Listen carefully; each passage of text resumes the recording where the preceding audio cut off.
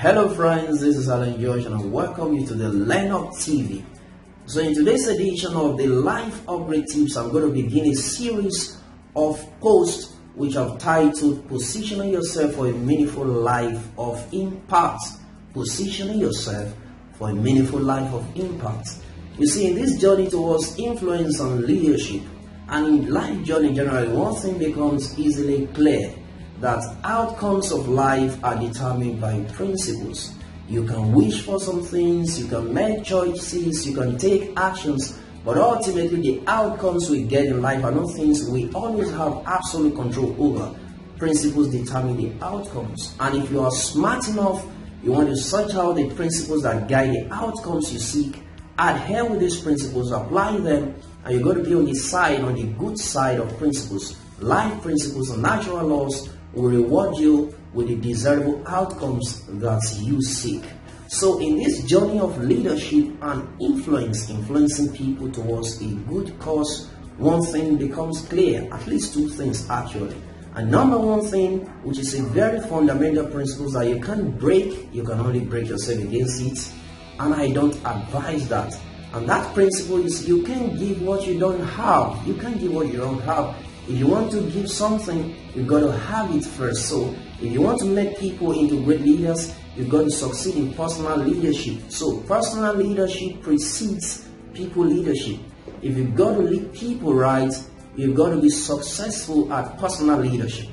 Now, what is personal leadership? It is simply leading yourself towards a desirable target.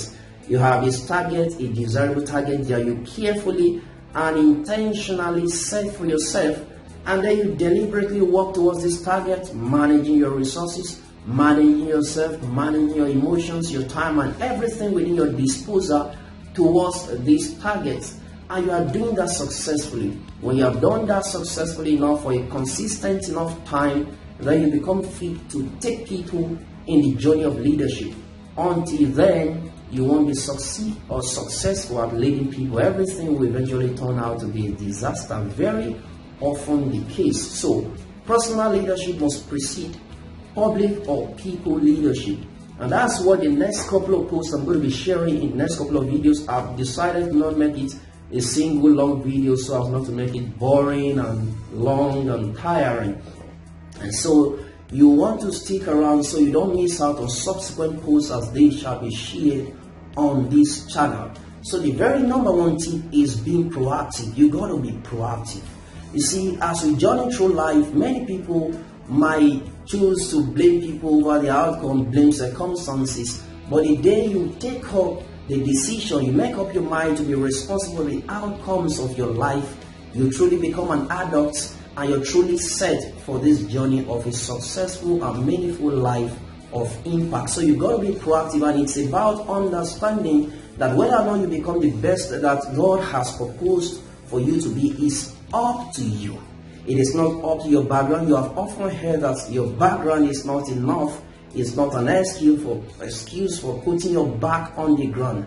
And I know a lot of times when you hear these things, it often makes people cringy and uncomfortable because it often makes it look like we make light of people's background. And in actual sense, when you study people, different people, and you see that their background, their upbringing actually have impact in how they eventually turn out. So it then makes it look like it's just mere motivational talks to say that your background doesn't have to put your back on the ground. It actually does put the backs of some people on the ground.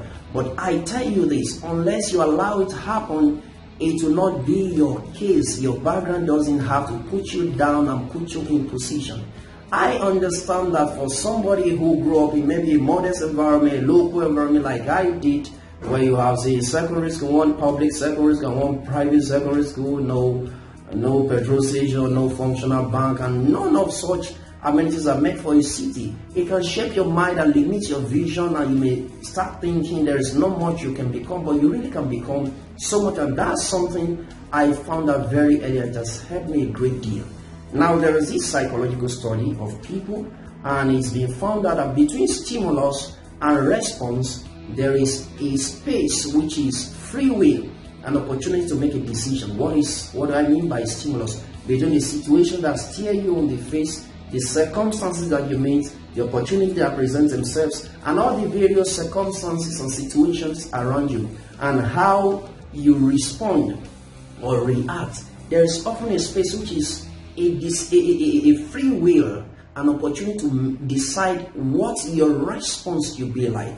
Now, if you're fortunate to have a good upbringing, good parenting, and you grow up in a very, very pleasant environment, yes, your ability to make the right decision is more enhanced. Okay, so that is the effect of the upbringing, the positive effect of upbringing. But then if you grow up in an environment where you are not so fortunate, then to be brought up in a good environment, then the ability to make choices can become so much tougher. But you can increase your ability to make these choices by training your mind, get relevant materials, get your mind trained in the right books, join the right company, and a whole lot of other principles that make up the series of these clips are going to be sharing that you don't want to miss out. A combination of all of these materials can better increase your ability to make choices in spite of the discouraging and the intimidating circumstances or upbringing that you grew up in. So understand that you can be proactive. All that you need to be, according to all that God has proposed for you to be, is up to you.